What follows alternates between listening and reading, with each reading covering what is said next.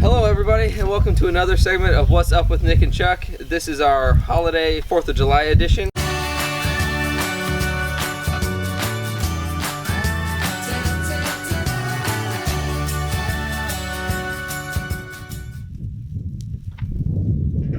Hey everybody, there are 4 things that make a great 4th of July.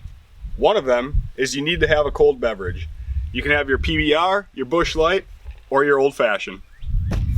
The second thing you need is fantastic food. For a limited time, Johnsonville's got some great firecracker brats. That's what we got going on the grill.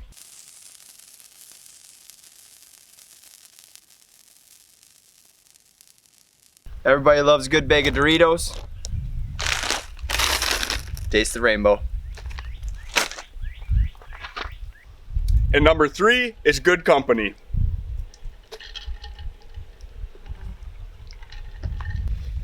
And number 4, Andy?